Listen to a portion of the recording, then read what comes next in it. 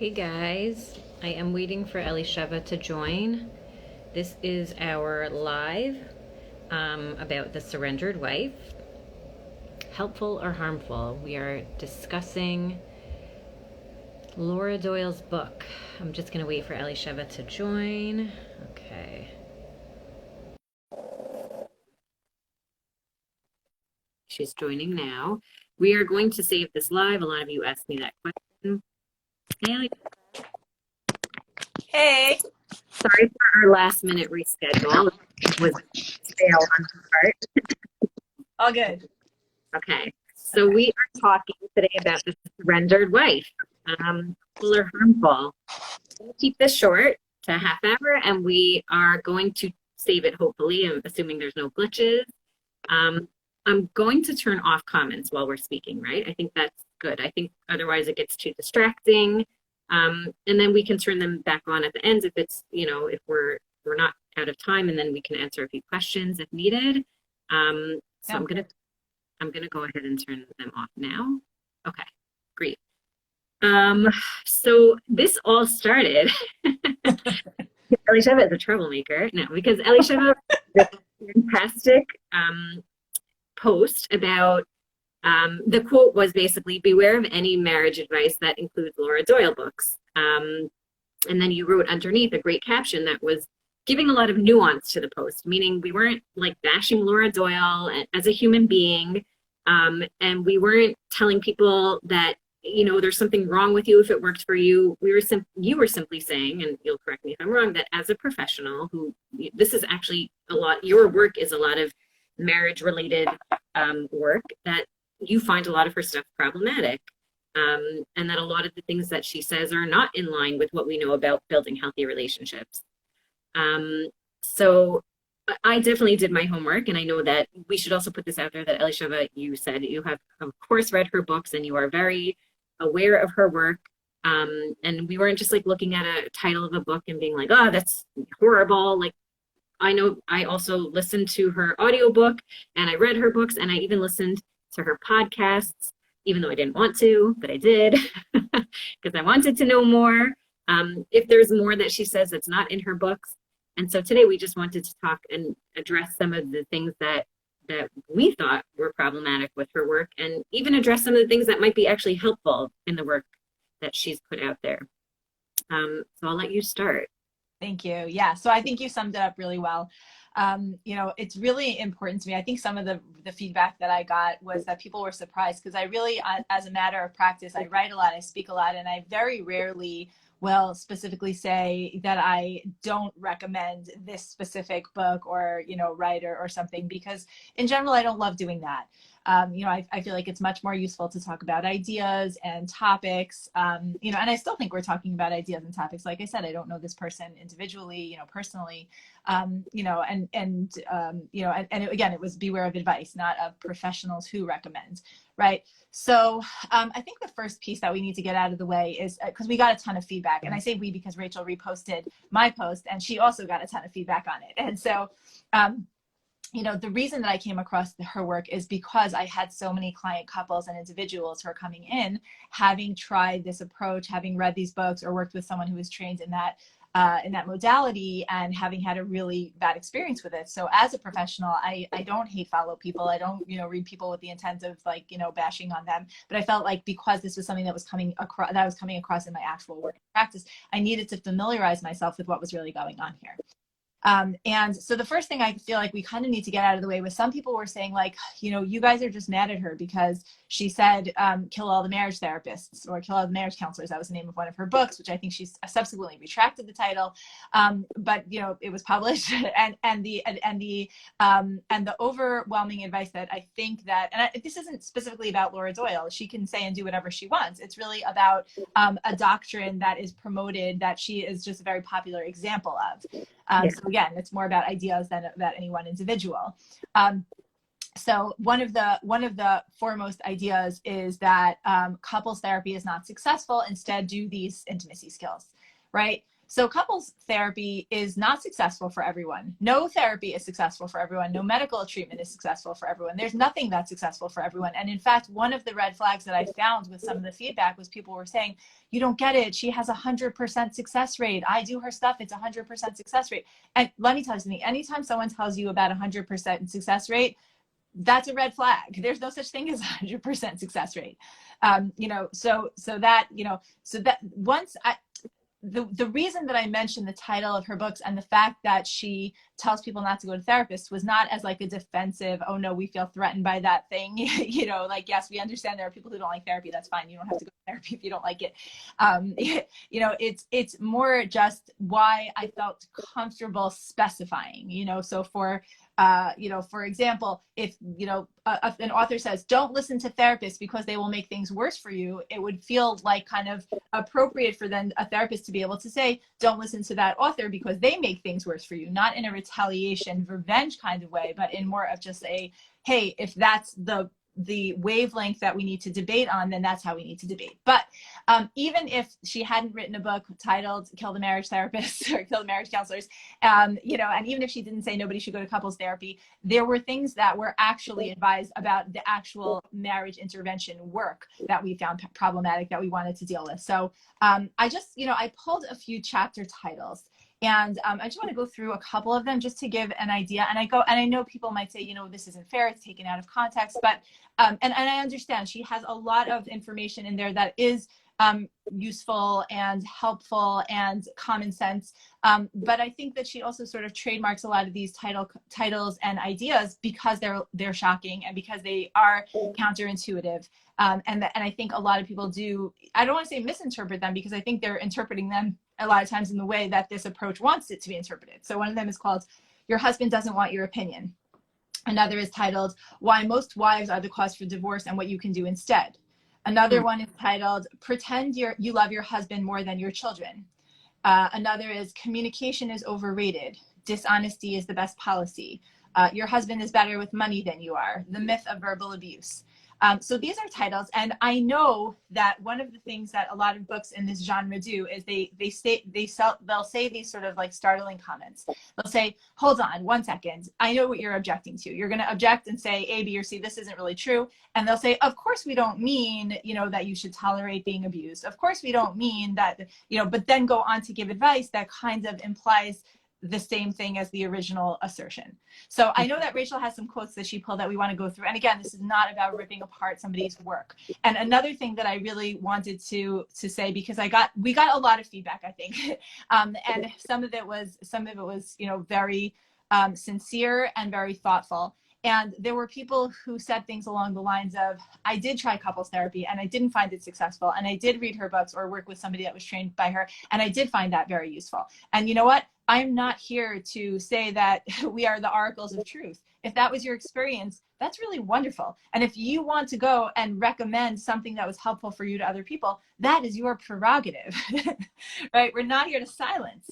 But, the same way you can give that advice, other people can give the advice that they find to be true. And the reason that I wouldn't just say, oh, okay, so, live and let live. You recommend what you like. Oh, I lost your sound. Can I hear you now? Oh, there you are. Sorry about okay. that. Yeah, yeah. That was my Instagram app telling me I spent too long on Instagram today. Okay. I'm giving myself permission to have an excess. The reason normally I would say, listen, if something's not for you, that's fine. Just don't read it. But what I found is that, and this was probably more of the feedback that I was getting both in, private messages and emails, is that thank you so much for saying this because I read the book, I work with the coach, my mentor told me to do this and it didn't work. And I felt so depressed and so deflated. And I was told you're not surrendering enough, you're not doing it properly, you're not implementing it well. And it made things significantly worse for me and in my relationship. And if that stream, remember, because you're being told don't work with other professionals. So if that stream is the only source of marital advice and wisdom that you're getting and you're failing at it, and then you feel like, okay, well, what am I left with now? It's really, really, disempowering and disenfranchising and very upsetting. And so that's why it feels necessary to point out, nothing is for everyone. Some people find this very useful. And if that's you, wonderful. If you want to read it anyway, you should go ahead and read it, right? That's part of the beauty of a free marketplace of ideas. right? But there are professional standards of research and of empirical evidence-based treatments. And even, and nothing works for everyone, but we do owe it to our audiences to share what we know to be helpful and what we know to be harmful. So I'm monopolizing a lot of time. Rachel, go ahead, share some of your stuff. No, so actually something that you wrote in your schmooze letter, which people, if they're not subscribed to it, they should definitely subscribe. And I thought, I love every single one of them, but I thought this one was so great. Something you said that some people were defending her, this, whatever it is, her approach. And they were saying, how can you reject, I'm just going to quote it from you. I have it here. How can you reject an entire approach on the basis of some objectionable content? There's so much good in there that could help so many people. And you said my responses are twofold. There are many useful books and programs available, and consumers can do their own research. I prefer to recommend the many well-researched, high-caliber marriage materials that don't include what I deem harmful messages. And I think that's very important. Like, we're allowed to disagree with her approach, and we're allowed to say, not only like, if it works for you, use it, but we can say, but we think that if it works for you, use it, yes, but just be aware that there are some things in there that maybe you didn't realize are actually not so healthy. And again, sometimes, and I've seen this when I talk about, about using physical, I call it violence, but physical force when you are trying to discipline your kids, hitting your kids. Some people think like, yeah, but it works. And like, that's what I've always done. And I've never, like my kids stop and they listen to me and whatever. And when I challenge it and I say, actually, hitting your kids is really harmful and it doesn't help your relationship. And it's actually not discipline and there's no learning going on there. They're kind of like, whoa, what? But I'm fine. It works for me. Like I'm a normal human being and you might be a normal human being, whatever that means. But it doesn't mean that your being hit was a good thing. And it doesn't mean that it's a good thing for your children. And if we know that there are other healthy, non-harmful ways to engage with your children and build them into the people we want them to be, like we're going to talk about that. And we're going to highlight the harms of hitting, and we're going to advise people not to. And the second thing you said is if you acknowledge that some of the advice is harmful, then to give an analogy, would you send your child to a school where some of the teachers were abusive because some of the teachers are good, right? And I thought that was like so powerful, right? Because some of what she says makes sense and is helpful, and we'll talk about a few of those points. And a lot of her ideas are common sense, like the self-care and, like being respectful to each other. Like that's obviously we want that. But you said here, falsehood earns credibility when amalgamated with truth and appealing language. And I think that's really important. Sometimes things get lost in the mix because everything else sounds so good that sometimes we're blind to the things that like aren't fantastic. So I do want to start kind of like looking at some of the things that she says in her book and not picking them apart or criticizing them, but just kind of highlighting like where we think these things could be problematic and could be harmful. So when you mentioned verbal abuse, one of the things that she said in her book, but also on a podcast that I listened to about verbal abuse, was she said, and I'm quoting it, I am not paraphrasing it, I'm not giving my own spin. She said, respecting your husband and refraining from controlling him will put an end to his hurtful words. And then in her podcast, she said the same thing, that if you're respectful to your husband, he won't be verbally abusive anymore. Again, direct quote. I'm not like putting a spin on that. Yeah. So that's a problematic thing to say. Yeah. For many reasons. I'll let you start, Elisheva, but then I'll put in my 2 cents. Yeah, no, thank you. I wanted to like zoom in on something else that you quoted before, and thank you for quoting that schmooze letter. But the kernel of truth that I think a lot of this starts with is the importance of mutuality and respect. And something, I don't know if this was her thing, but it definitely characterizes a lot of the streams of wisdom or advice that come from this is, respect is like oxygen for men. You have to like lay it on thick. And, my feeling is that everybody needs respect. Respect is a basic human need that people have. And to start sort of like gender stereotyping differences in terms of respect, I don't know how helpful that is. Yeah, like in a free and fair competition, maybe if you ask people to categorize how much respect they need in order to feel taken seriously, maybe men would way higher, maybe not in 2021. It doesn't really matter. But respectful behavior and respectful dialogue are very, very reciprocal in terms of needs that people have. And the kernel of truth of, in order for a marriage to be healthy, both people need to show each other respect.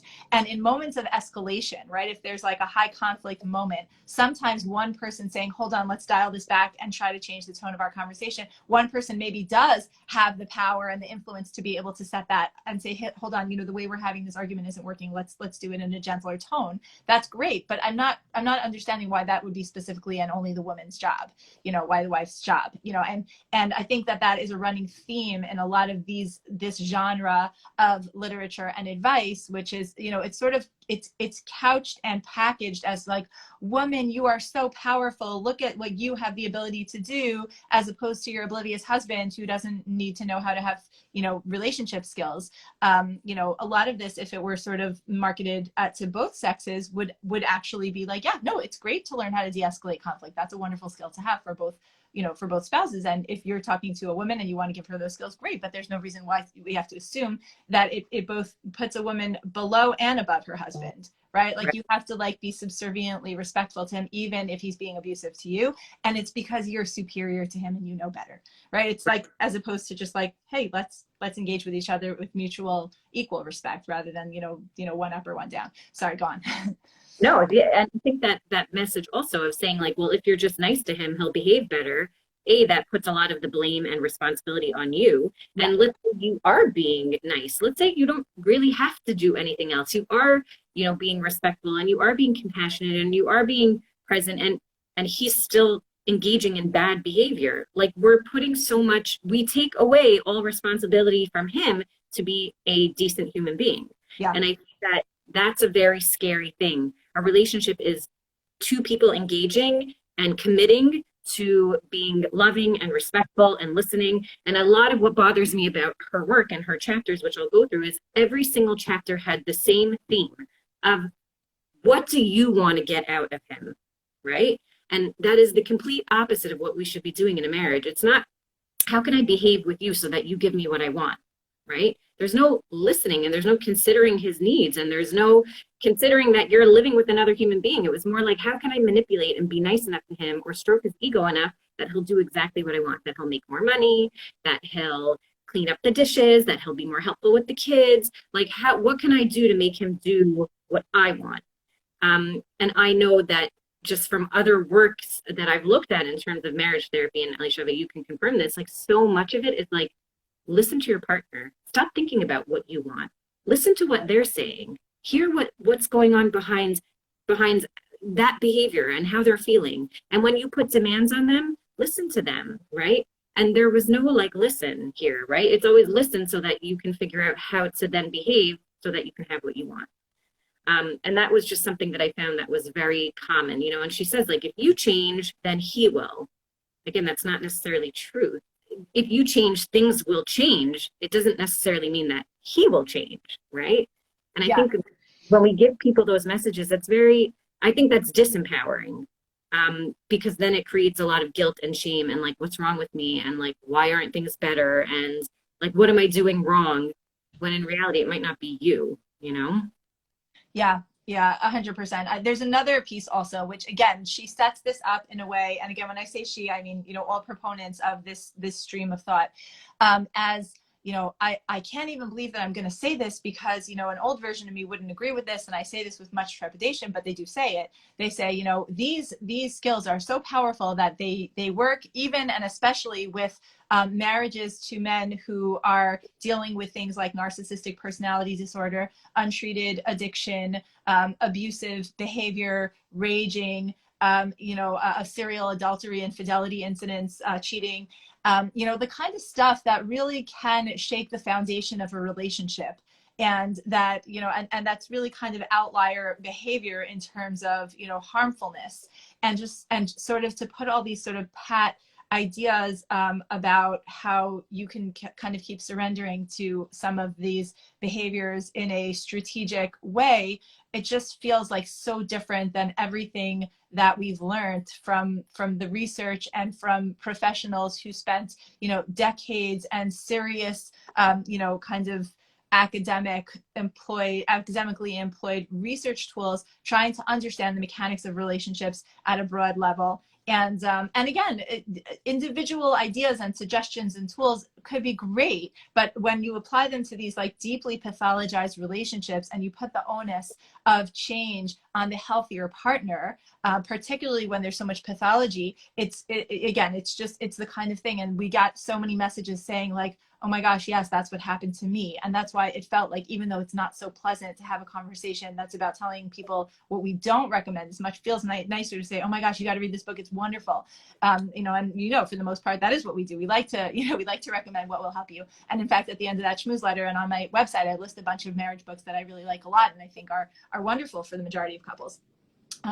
This particular stream, it just feels like there's a lot of opportunity for misunderstanding, misapplication, and making things a lot worse. And again, I still validate and mention, just to be even-handed, that there are people who wrote in and said this made things better for me. But again, we have to go with what feels honest and true to our own clinical judgment and experience. So yeah. So let's go through some of her chapters, and I'll point out some of the lines that I thought were, like alarming or whatever, and then maybe we can even give a spin of like a healthier perspective, we think makes more sense.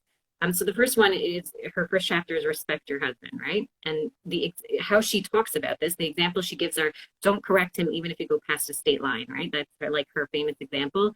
Like if you're driving and he like misses the exit, like don't say anything. Don't be like, oh, like shoot, I think we were supposed to get off there. Or, like, is the ways on or whatever. Like she says, don't say anything. Even if he's driving, like exit past exit, like stay quiet, right? Yeah. Don't improve or correct him. Like don't ever. He can perform at his job. He can do it at home. And he feels emasculated when he's corrected. Yeah. And she says, even if you don't feel sorry, say it anyway. And even if you don't respect him, pretend to, like you said, and then you'll feel it. And she's like, and one of the lines that she says at the end of the chapter is like, if I can do it, so can you, right?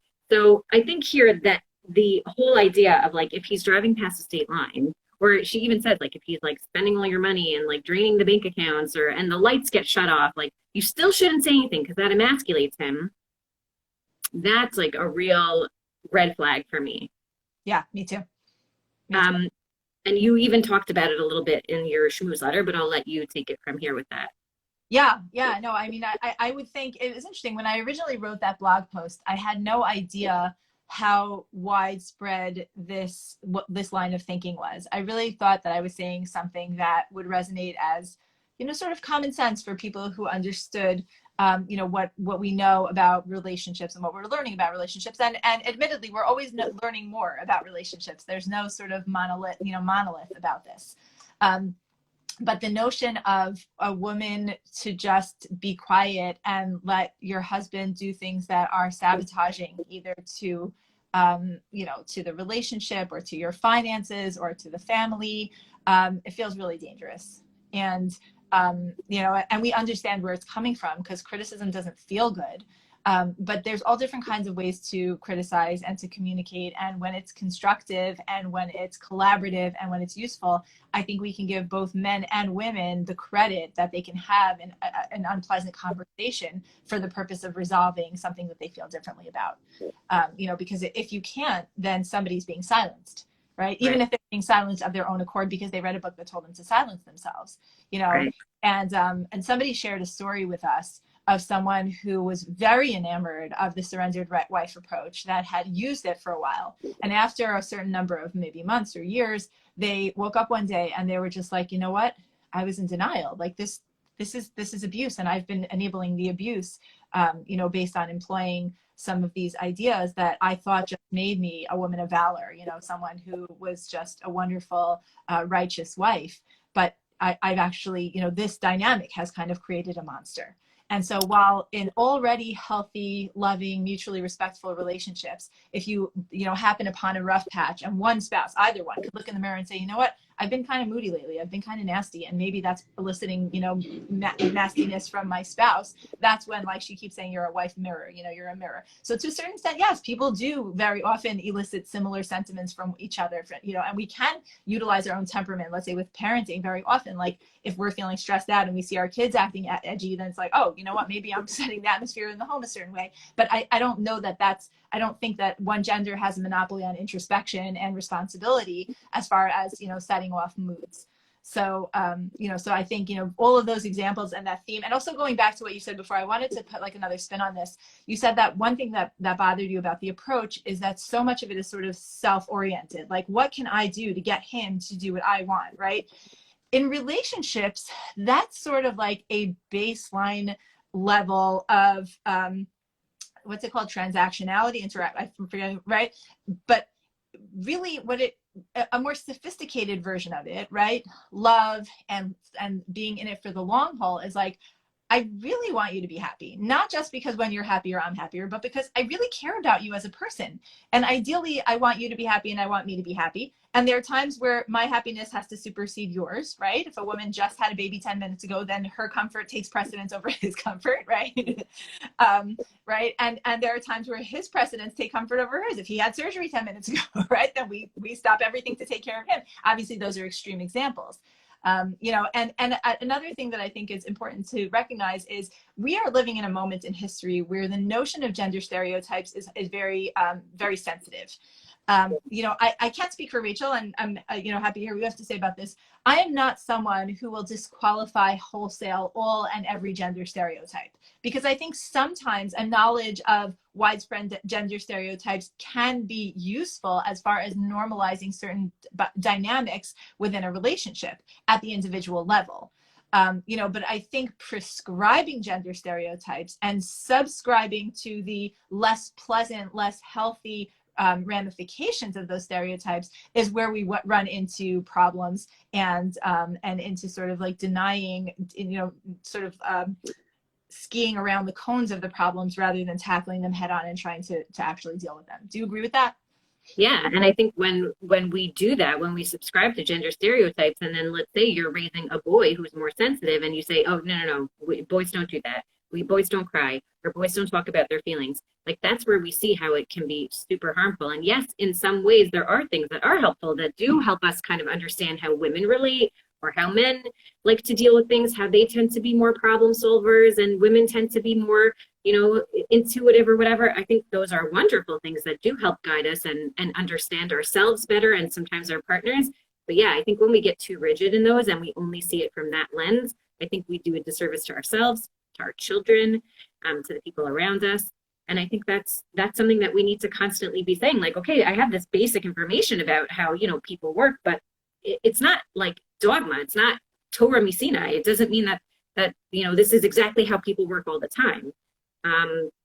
And sometimes we'll see that like flip roles, right, in marriages, where like the wife is really someone who's like very rational and doesn't really think about things too much, and she's not emotional, and the husband is like very emotional and very sensitive, and, you know, is someone who wants to connect, and he's very touchy-feely, and, you know, and so the wife is like, you're not supposed to be like this, and she rejects it, and she feels like he's not normal, right? And I think that's where we kind of get into these problems, where it's, you know, we believe that men are supposed to be a certain way or women are supposed to be a certain way. And that's really my problem with her book, is that she's saying, this is how men operate. And so if you want to be happy, this is what you have to do to be happy.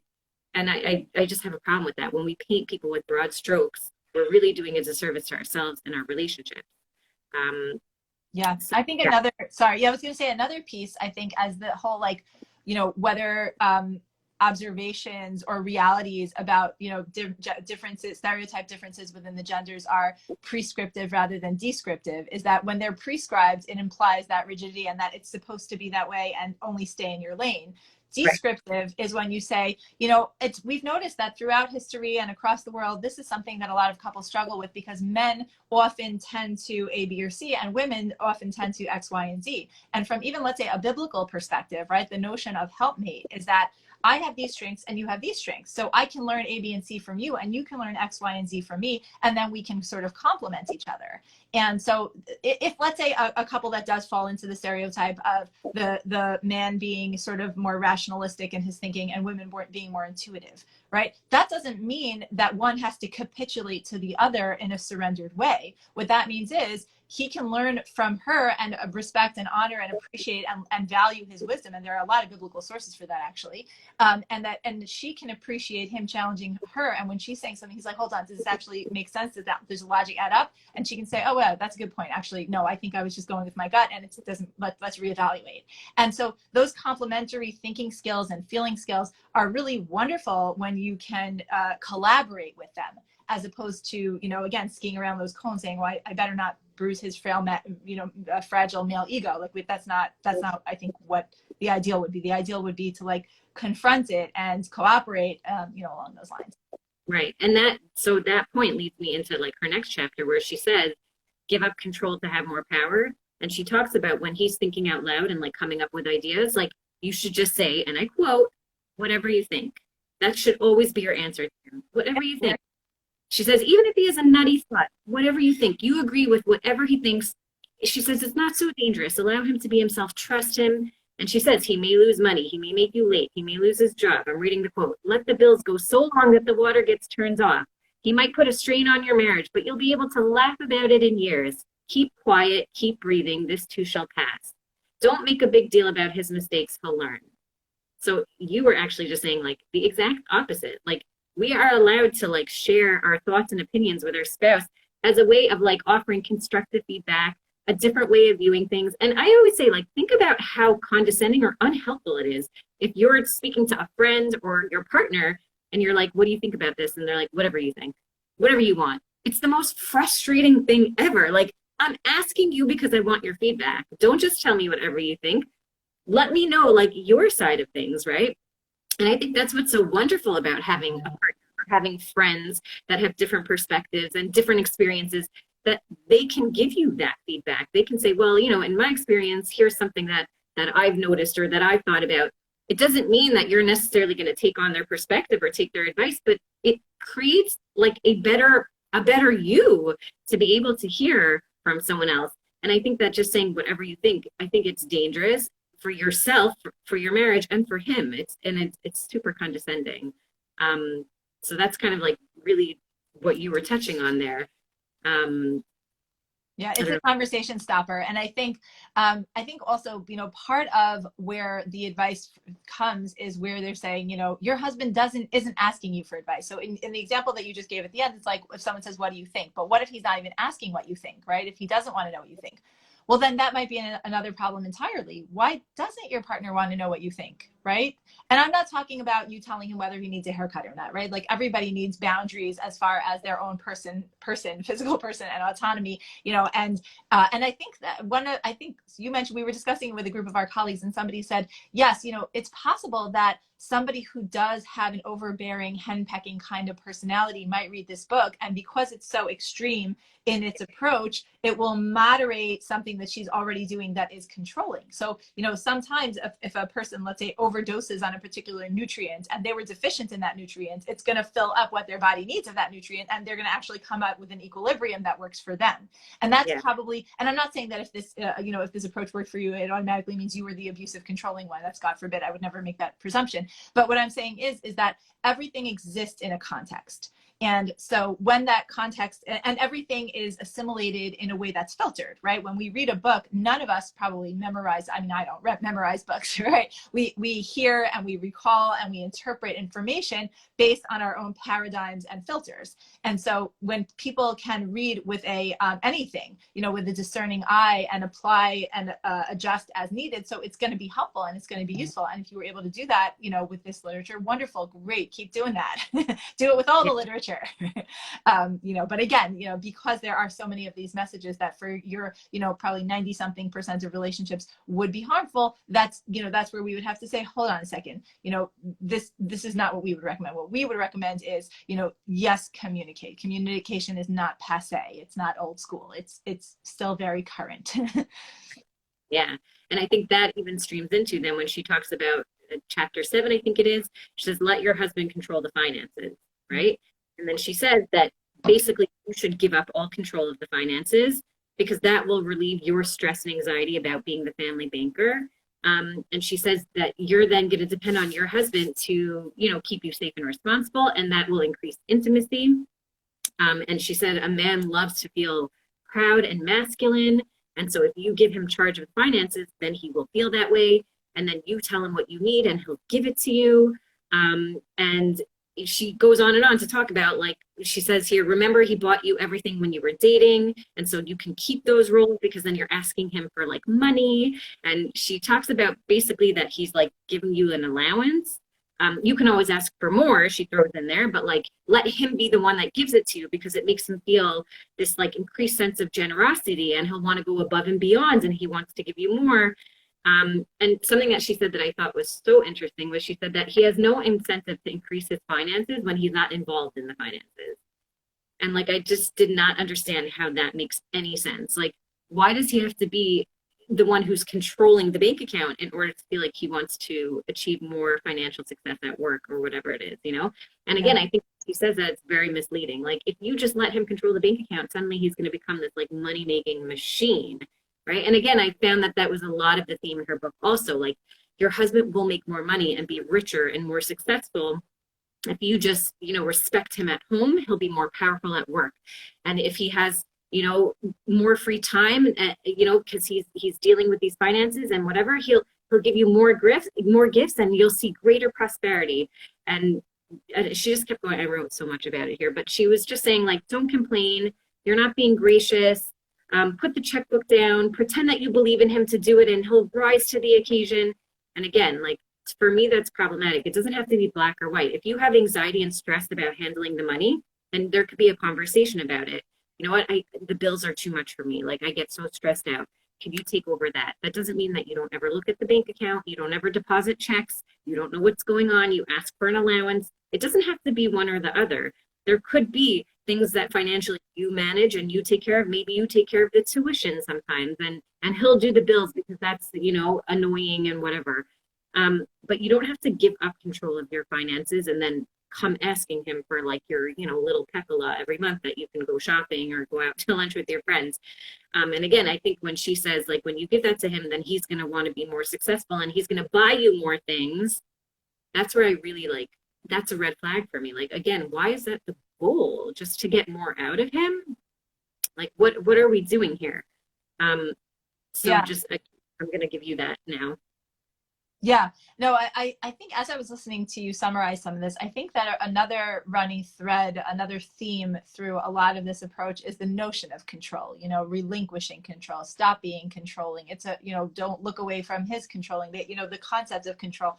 The notion of control within a relationship, I think, is something that requires a reevaluation, because in relationships between two adults, I feel like control has almost no place. It's almost like what he's saying is, like, if you two people are playing tug of war, right? And I'm pulling, so you're pulling. The harder I pull, the harder you're going to pull. It's like, a power struggle. But if I let go, then the other person's going to stop pulling so hard because they don't have to pull up against anything. Right, but then I don't have any part of the rope, and so I think that a lot of this model is also predicated on the model of, let's say, the husband as the breadwinner and the wife as the homemaker, which I don't know if that's the norm anymore. I'm sure there are a lot of families that have that, and even when they do, if the husband is the breadwinner and the wife is the homemaker because there are children and household responsibilities, then I think generally the healthier way to look at that is that the same way that the children still have two parents, even though mom might be the primary caregiver, the bank account and the finances and the responsibilities also have two partners. And so, the wife, like you were saying before, and any given couple, it's never going to be 50-50. It's silly to pretend that all responsibility, nobody does exactly 50% of the housework or 50% of the parenting, or maybe you do 50% of the income if you know your salaries and you each earn the same amount. But for the most part, these attempts to split things exactly 50-50 are usually not fruitful. But it's one thing to prescribe in a large scale system, this is what everyone should do, versus saying within a couple, hey, you are better with money than I am, which, by the way, I have a friend who's an accountant, and her husband is, let's say, a social worker. So in that relationship, it kind of does make sense for the wife to handle the finances because she's more financially knowledgeable, right? And you can have a nice marriage, Right. So prescribing these gender roles for specific things, like you said before, it's not, one person does 100% of this and the other person does 0% of it, but it's a dynamic. It can be reevaluated over time. And when you take the elements of control out of it, like I'm not here to control you, you're not here to control me. We're here to collaborate and cooperate and complement one another with an E and with an I, to be there for one another and to help, if you're having a rough time with something, hey, let me take that off your plate, and vice versa. Hey, I'm feeling overwhelmed. Can you maybe help me out with this? And and that is part of the beauty of people having multiple skill sets. Yeah. So a couple more of them, and then we'll wrap up because we're like a little over our half hour. Yeah. She says she has another chapter, Abandon the Myth of Equality. And I think you actually mentioned that in your schmooze letter. But she says that we should take on traditional roles. And she says how women, we want to be protected. It puts us at ease. It makes us feel desired. He feels proud when he pleases us. She talks a lot about like gender roles. And then she talks about like when you feel hurt, instead of saying like what hurt you, you should just say one word, ouch. Right, that's it. And she says, and then leave the room. She says, say ouch and leave the room. Walk away, right. Or walk away. Don't explain why it hurts. She says, don't explain why it hurts. He'll get it. Right? Which to me, I was like, what? They don't like, read minds. Have we said something and then someone gets upset and we're like, what? What did I say? What happened? What just happened? Right. Did I say something wrong? So I found that to be like super passive aggressive and just not helpful. And then she goes on to say that like, he'll just figure it out. And like, the more you just leave him to like think about things, like he'll get it. And again, like that is not a relationship, right? Yeah. A relationship.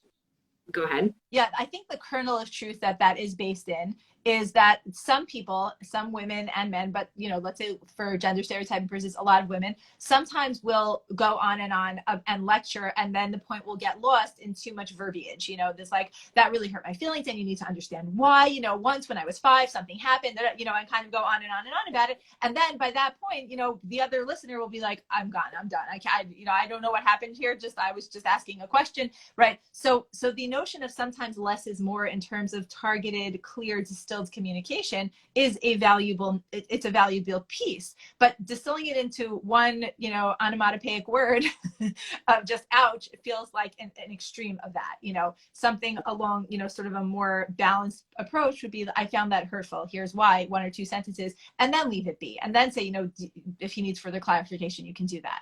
But I agree. I think just like this ouch and walk away, particularly if what was said was verbally abusive, which I know that she doesn't agree that there's such a thing as verbal abuse, but I do believe there is. To walk away from something like that repeatedly just sort of like doesn't solve the problem. Right. And certainly if you have kids around who are hearing that verbal abuse, like you're really not setting a great example for your children about how to handle something like that. So that's something to keep in mind too, that if he's constantly, or he or she, whoever your spouse is constantly saying cruel things and you're just saying ouch and walking away, and your kids are seeing that, you're really setting up for them like an idea of what's okay in a relationship and what they should tolerate. And she says, and she also says this a lot in her podcast, she says that communicating like never got her what she wanted. So she's a firm believer in like communication is really like passe, and it's like not something we should be doing. And she says that men have a different culture. And again, she's like leaning in a lot to these gender stereotypes that women talk about their feelings and men don't. And then she says, again, they don't know how. They feel interrogated by women when asked how they feel. She says it's like asking a woman about her weight. Never ask a man how he feels. Like, wow. Not the same. Not the same. Not the same. Never ask a man how he feels. Like, how does he feel cared about if you don't ask him how he feels? How is there any understanding who your partner is if you don't ask how they feel? Yeah. How can you then behave in a way that is supporting and loving if you don't know how he feels? Yeah. I feel like, and I say this often to my clients, like, if you're having trouble, like, figuring out how to relate to your spouse and you have children, think about how you relate to your children, right? We're so much more vulnerable with our kids. We're more affectionate, we're huggy, we're kissy, we're able to, like, listen to them and not dump our garbage on them mostly, or less, We try not to, yeah. Try not to. Do the same thing with your spouse, right? Like, get curious, like, open up more, right? And I think sometimes we feel less threatened by our children, so like we're able to do that. But sometimes we feel like afraid with our spouse. We feel vulnerable. It brings up things about relationships that we've been hurt by or whatever. So it's harder for us to do that. But that whole idea of like, don't ask how they're feeling. Like, would you ever just like not ask your kids how they're feeling? Would you ever just like, they come home from school and they look sad and be like, all right, dinner time, right? Like, is everything okay? How was your day? What's up? Do you want to talk? Right? Like, what's going on? When we, with people that we love, we are always going to be curious and wanting to know how they're feeling and like what's going on with them and what feels good to them and what doesn't feel good to them. So I thought that saying that was so counterintuitive to what we know about how we connect with people and how we build loving relationships. Yeah, and I would also say even just empirically, in my own limited practice, and but now I've worked with, a few hundred couples, so it's not, a huge cross section, but it's something. I actually find that in our generation, men are really wanting to talk about feelings as much as women. I find very often husbands who are saying, I just wish we had deeper conversations. I want to understand what makes you feel loved versus what makes you feel smothered. I want to share with you what the type of things that you say and do that are meaningful to me and the ones that I have a hard time with. I find men asking for those conversations, probably as much as women. It maybe is a sign of the times, or it maybe they always had that need and it was just not necessarily something that got stereotyped. But yeah, I think we're doing a very big disservice to both men and women to presume that men hate talking about feelings. And by the way, men or women who don't want to talk about their feelings in a particular moment are free to set that boundary, right? So if you were to say to your husband, hey, you look a little stressed out, sweetie, everything okay? And he doesn't want to talk about it, he could say, yeah, no, thanks for asking. I'm okay. I don't really want to talk about it, right? Or even, yeah, no, I'm not so okay, but I don't want to talk about it. And I think men and women should both have that license to appreciate their spouse's concern and just say, but right now I don't want to talk about it. I want to think, I want to journal, I want to exercise, I want to, sleep on it, whatever it is. But even that is sharing how you feel. The way I feel is not talkative, right? Right now I want to process internally. Rachel, I feel bad because I know you wanted to like pause at a certain point. So I'm relying on you to end the talk when you need to. Yeah. I mean, but there's such good stuff here that I feel like I don't want to. Oh, that's fine. I'm happy to eat into your life, Yeah, I don't have a life. The final thing that I really want to touch on, and I want to give this to you because this is really most of this is your area of expertise, but this especially, she talks about a feminine approach to sex. And this was like very hard for me to listen to because I just felt like, again, it was so, I felt like it was a really like toxic and unhealthy approach to sexuality in your marriage. She says, be as feminine as possible. She says, your job is to seduce your husband, to make him want to be with you. He'll find you more attractive. She says, don't ask for sex. Like, you should just like kind of like your feminine, like magical powers, like put those on. And she talks about setting your gender contrast, right? Like that your gender contrast should be super high. You should be super feminine. And so that to me, I thought was like very problematic. And especially because if anyone follows Kristen Hodson, she's actually been talking recently about, I don't know if she says it in her highlight, but it was such a great conversation about how people who suffer with vaginismus, or even girls like pre-getting married who are going to gynecologists, are just being given like dilators, right? And the doctors are saying like, here, like, let's kind of like make it easier for your husband to be able to like penetrate you and you won't be in pain. And there's no discussion of a woman's pleasure, right? It's all about like seducing him so he'll want you, and like making sure that he gets pleasure, and just kind of giving this role of like that we are, I don't know, like these receptacles for men to like have sex with, and that it's not even about us. And I feel like that takes, I think she thinks she's empowering you by being like, use your, magical woman voodoo powers. But I felt like it was such a harmful thing to say, because let's say your husband doesn't want to have sex with you, or he doesn't want that intimacy because maybe you're always saying whatever you think and he's just like not into that, or you just keep saying ouch and he's like, what is wrong with you? Like, why don't you talk to me about anything? Like, I don't want to be connected with you in that way. So I think that when we do that, when we try to make it like seduce your husband, and like use your feminine powers, and this is all, kind of based on like drawing him into you and not thinking about real connection, right? And we know that like intimacy and foreplay like really starts outside of the bedroom, right? And intimacy is not just like having sex, it's about the ways that you connect and what you do for each other and how you feel about each other and the conversations you have and connection. So I felt like that was such a misleading and problematic approach to sexuality in a marriage.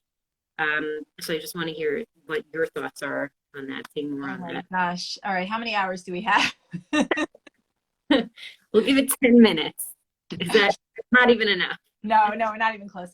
I would say like this. I'm a little bit reluctant to comment on her approach to sex specifically, simply because I don't remember, enough about what she said. So I'm just going on what you just said. I think that a healthy approach to sexual pleasure and the emotional intimacy that connects to physical intimacy is, again, this not either or, win lose, I should do what he wants to get him to do what I want kind of thing, but more an approach of, this is an activity, specifically this activity is supposed to be win-win. It's supposed to feel good for both of you, right? And so what are the things, and again, this is where don't say communication is overrated. Communication is underrated. Most couples do not have as much conversation as would benefit them about specifically the topic of the bedroom. And to sort of say, okay, what would feel good for me? What would feel good for you? What do you enjoy doing together? What do I like to wear and do and play? And so it's not just what do I want or what do you want or how do I get you to come to me to, it's not a tool. It's not a tactic. It's the thing itself, right? It's like, what can we do for each other that would be pleasurable? And the best way to find that out is, again, dialogue, experimentation, experience, vulnerability, openness, trying things out, and giving each other honest feedback. Oh, that felt really good. Oh, that didn't feel so good. Oh, let's try it like this, right? With the trust and the understanding that we're on the same team, right? We both want our sex life to feel good, right? We want it to feel good for ourselves and for each other, not either or, right? And that it's not one spouse's job specifically to seduce the other.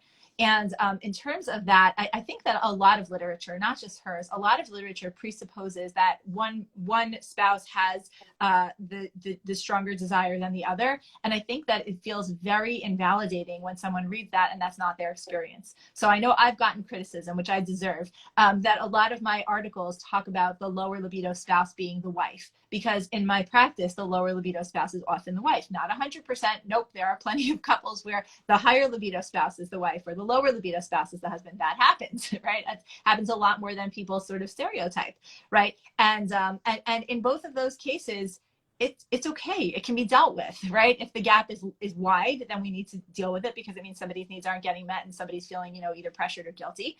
And if the gap is small, then we need to sort of normalize that and depathologize it because hello, no two humans agree on everything, right? There's going to be a little bit of disparity in a lot of areas. And we have more to say on that. And Rachel, I hope it's okay for me to plug this. There's a free conference.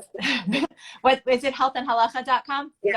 Right? Healthandhalacha.com, yeah. Right. We are both speaking at that conference. It's a free resource. They did a phenomenal job putting together like a ton of things. And that is actually a topic I'm going to be speaking on, desire discrepancy in couples. So, but I think in this case, so in this book set, it's kind of assuming that a wife wants more sex from her husband and how she can go about seducing him to get it rather than actually having a conversation and saying, I'd like to figure out a sex schedule that works for us. Right. And so sometimes that's true, but a lot of women are like, okay, I actually am not really even enjoying our sex life as it is. And now I should go out of my way to like pretend even more and fake it till I make. I like this whole thing is really, traumatic. I don't think is an exaggeration, for women who feel like this is their only recourse.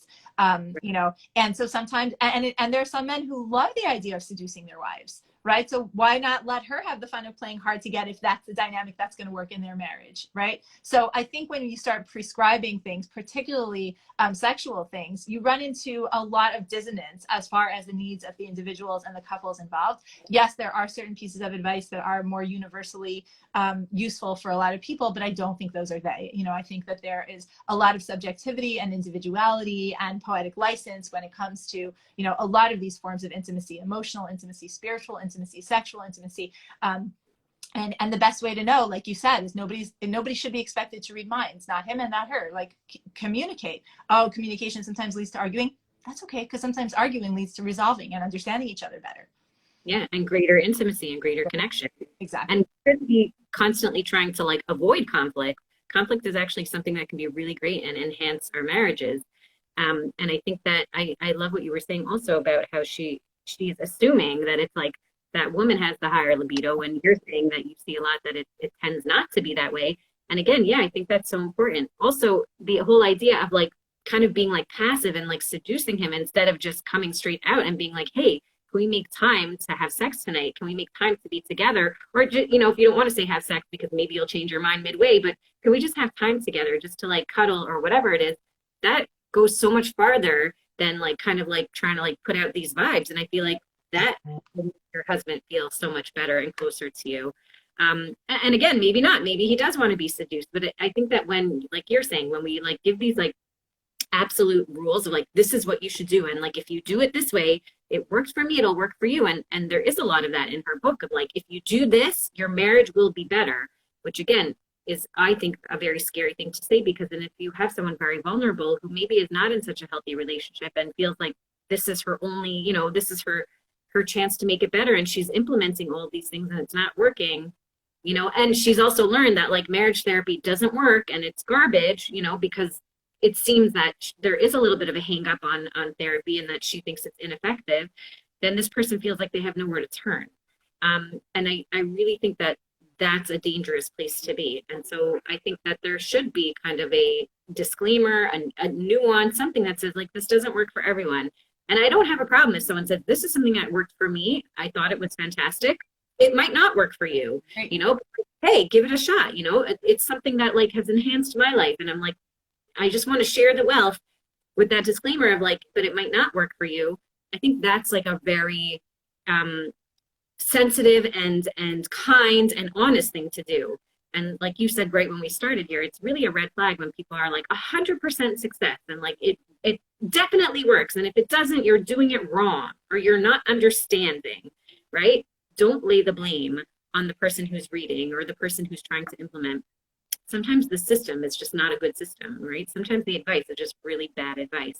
So I think we need to just be honest with ourselves about that like there are elements of her work that might work for specific people. And like you said, if you're someone who's very controlling or bossy, or you don't know how to just like, you know, sometimes keep your mouth shut and like let people do their thing, then some of this advice is good. You know, sometimes you need to just learn to like let go and not always give your opinion. And sometimes like, you know, let your loved ones like do what they want without correcting them all the time. I do think that's important.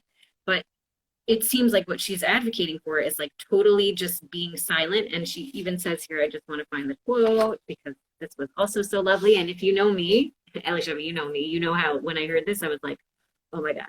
She says, you should be, as she describes how you should be as a wife, she says you should be good-natured, easy to please, and laugh easily. I was like, oh my God, I can't, you know, like I know for me, for sure, like on a personal note here, like I think something that my husband really adores about me, I don't know if he's watching, or like maybe he'll comment later, is like that I'm so not someone who's just like quiet. I give my opinion. I am someone who's an independent thinker. I'm not a pushover. I like to talk things out, and like I'm not someone who just laughs at things. You know, I'm a pretty authentic, honest, what you see is what you get kind of person.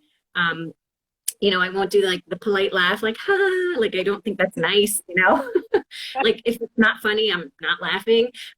So that's something that he really liked about me, that he found like different, and that's what he wanted in a partner. So she's kind of saying like, be this way and your husband will adore you and like be subservient to you and be rich, and you know, you're going to have this like more disposable income, right? That's again a theme throughout her book. Like you're going to have so much money in your bank account.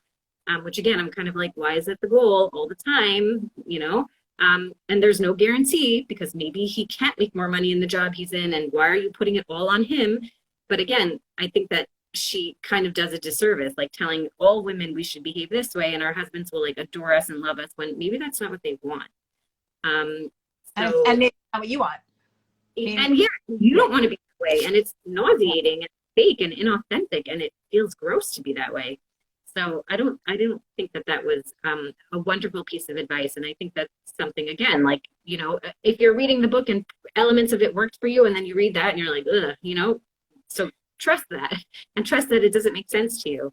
And then we'll kind of end with the things that she said that we thought were helpful, and then maybe we can turn on the comments for a few questions, but we'll keep it very, is that okay with you? For sure. Okay, so she says that you should engage in self-care, which we think is, No argument there. Yeah. totally fantastic and wonderful. She says that you should foster friendships with women, and I totally agree with that, that you should definitely have friendships outside of your marriage, meaning like your husband is not your only friend, your spouse is not your only friend. You I mean, have it to be your best friend. That's another thing that I feel very strongly about. When people say, like, I just was hoping my husband or my wife would be my best friend, it's like, that's putting too much pressure on the relationship. Your spouse is your spouse. And for some people, they will say that it feels like a best friendship. That's nice, but that's not that's not in the job description. Yeah. And that's something that I believed very early on in my work, like as a therapist, that I really thought that they're supposed to be your best friend. Mm. So it was very like eye-opening for me when I learned like, no, it doesn't have to be that way. Yeah. And again, when we say that out loud for people, it takes away so much of that shame and thinking like, oh, there's something wrong with my marriage because I don't feel like he's my best friend. Yeah. Yeah. And there are things that we can talk about with other women in a way that's just different than with your husband. And if you're feeling like more engaged in a certain kind of conversation with your female friends than you can get with your husband, but you also feel very close and connected to your husband, like that's okay. You don't have to be like enthusiastic about all the same topics, right? Like there's things that he could get excited about talking about that kind of make your eyes glaze over. That doesn't mean that you're not close. It just means that you have different relationships to fill different needs. Yeah. And something she said, the way she interpreted this, I did not necessarily agree with, but I like the idea in theory, is she was saying, she talks about avoid setting up negative expectations. So she says, you manifest what you focus on. And she says, if you act in faith, like you pretend you trust him, right? A lot of this like pretend. But I did like the idea of like not setting up negative expectations for your spouse. So not assuming like he'll never do it, he can't do it, he doesn't want to do it, she's not interested. Really just being more optimistic and kind of hopeful and open to the fact that your partner does have the ability to change, might want to change, that if you opened up a conversation about something, that they might be receptive to it. So I did like the idea of kind of like not always see them in a good light, like hope for better, like hope for the good. Yeah, absolutely. And believing that like they could be a good person, and the marriage could get better and you're not doomed. So I liked that. So I'm going to turn on the comments now, right? Deep breath. Yeah. I wanted to, while you're turning on the comments, I wanted to say something else that I think was a good, another nice, kind of kernel of truth that it started with. There is a difference between hypercriticism and constructive feedback. So I think that her advice about, don't give feedback is coming from wanting to undo the damage of hypercriticism. Hypercriticism is one of the things that John Gottman, who's one of the foremost real researchers in couples therapy, will say is, one of the horsemen of the apocalypse, do not do that. So yes, but I think that there's like a range between keep your mouth shut and hypercriticism, and that is, constructive dialogue. So right. Yes. Okay. So, yeah. Hi, Rifki. Hi, Rifki. It doesn't have to be all or nothing. Yes. And I feel like that was kind of like the theme of the book, is like, it was an all or nothing approach. Yeah. Yeah. And so I think that when we're dealing any extremes, like are just never good. Yeah. So I think that that's something important to pay attention to. So if anyone has any questions about what we just spoke about, definitely feel free to put them in the comments. We are going to try to save this. I hope it works. Me too. But yeah, I thought this was a great conversation. And if anyone doesn't get Elisha's letter, okay.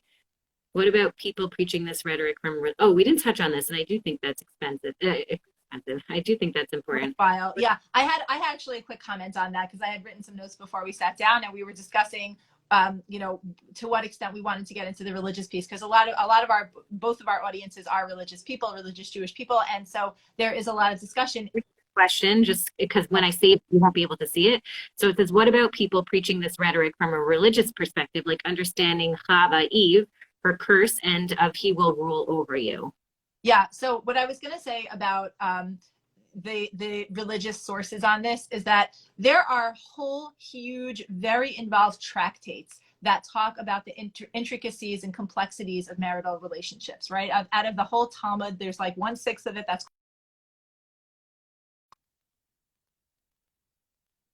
the legalities around marriage and divorce.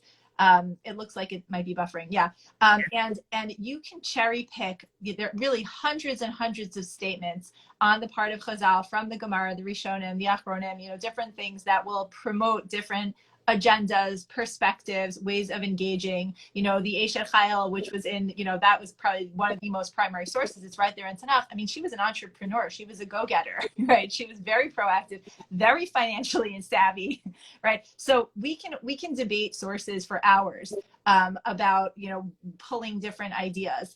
And, you know, what I think is, and some of them are very disturbing, you know, to the contemporary mind, and some of them are very, very validating of the contemporary minds. But all of them talk about both the rights and obligations of husbands and wives to one another. And so, you know, when people kind of like pull out a specific source to validate their own agenda, I think it's worth asking ourselves with integrity, you know, if you're pulling out, you know, from a religious text and asking yourself, okay, but what do you think God really wants, right? Like, right? Pia patcha b'chachma, you know, like there's just so many sources that you can use to counter each other. By the way, there are 70 facets of Torah, and there are just so many different perspectives and ways to look at things. And so when you look at responsibility within a marriage, you know, you can have a fight between, you know, a husband and a wife, or a pro-surrender versus anti-surrender, and they could be throwing around lots of different sources, which maybe we could do one day. That would be cute or fun or whatever. But the reality is, when we kind of look at the bottom, really the point of learning religious text is to say, what does God really want from us, right? And sometimes just going for truth and sifting through these different sources will be very, very helpful in terms of where and how and when to apply each of these in context. Yeah, I love that. Yeah. Someone said, I think expressing your desires, I would love, as opposed to complaining, is also powerful. Yeah, we call that turning complaints into requests, right? Instead of complaining about what, you know, don't do A, B, or C, say, could you please do X, Y, or Z? You know, and I think that's good for both spouses. I don't think that's specific to women either. I think, again, turning criticism into requests is a wonderful thing to do, you know, both ways. And I think that's a great skill. Yeah. And someone, well, if that still holds, then men should probably be working by the sweat of their brow and bear all obligation for parnasa, for income. Yeah. Right. That is what it says in your ksuba. Yeah. Okay, so this was awesome. Thank you so much, everyone, for tuning in. And thank you, Elisheva, for your time. And thank you for being flexible about my schedule mess up. No, thank you for hosting. Yes, I'm going to save this, and you guys, it'll be saved on my Instagram, on my IGTV, I guess. And Elisheva, I'll send it to you so that you can upload it to your website or YouTube or whatever it is that you want to do. Thank you. And that's it. Thank you so much, guys. Bye. Bye.